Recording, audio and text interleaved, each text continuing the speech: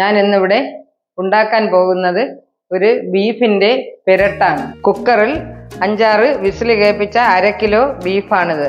ഇതിൽ മഞ്ഞപ്പൊടിയും ഉപ്പും മാത്രമേ ഞാൻ ചേർത്തിട്ടുള്ളൂ. വറ്റൽമുളക് ക്രഷ് ചെയ്തത്, കുരുമുളക്, മഞ്ഞപ്പൊടി, ഉപ്പ്, ലേശം പെരിഞ്ജീരകം, കടുക്, വറ്റൽമുളക്, എണ്ണ, 5-6 സവാള അരിഞ്ഞതും, 2 സ്പൂൺ തേങ്ങ വറുത്തതും ടേസ്റ്റ് കൂടാൻ വേണ്ടി, പിന്നെ ഇഞ്ചി, വെളുത്തുള്ളി കുറച്ച് ചതച്ചത്, കറിവേപ്പില, കുറച്ച് എണ്ണ ഒഴിക്കുന്നു. എണ്ണ നന്നായി ചൂടായിട്ടുണ്ട്. അതിൽ കടുകിടുന്നു, പെരിഞ്ജീരകം, കറിവേപ്പില, വറ്റൽമുളക്.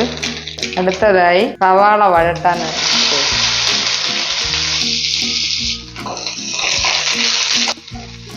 നല്ല ഗോൾഡൻ കളർ ആവണം. ഉപ്പിടുന്നത് സവാള നന്നായി വഴണ്ട് വരാനായിട്ടാണ്. സവാള ഏകദേശം ബ്രൗൺ നിറമായിട്ടുണ്ട്. ഇതിലേക്ക് ഞാൻ ചതച്ച് വെച്ച വെളുത്തുള്ളിയും ലേശം ഇഞ്ചിയും കൂടെ ചേർത്ത് കൊടുക്കുകയാണ്. ഇതിനകത്ത് ഏറ്റവും കൂടുതൽ ഇതിൽ ചേർക്കുന്നത് കുരുമുളകാണ്. പിന്നെ അതുപോലെ തന്നെ മുളക് ക്രഷ് ചെയ്തതും ചേർക്കുകയാണ്. മഞ്ഞപ്പൊടി ചേർത്തത് കൊണ്ട് ഇനി മഞ്ഞപ്പൊടി വേണമെന്നില്ല, എന്നാലും ലേശം മഞ്ഞപ്പൊടി ചേർത്ത് കൊടുക്കുന്നു. ഇതിലേക്ക് ഞാൻ വേവിച്ച് വെച്ച ബീഫ് ചേർക്കുകയാണ്. ഇതിലേക്ക് ഞാൻ കുറച്ച് ഇതിൻ്റെ ജ്യൂസും കൂടെ ചേർത്ത് കൊടുക്കുന്നു, ടേസ്റ്റ് കൂടാനായി.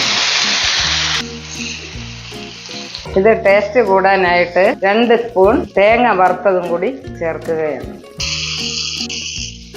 നാടൻ ബീഫ് പെരട്ട് റെഡി. ഇത് നിങ്ങളും ഒന്ന് പരീക്ഷിച്ചു നോക്കൂ.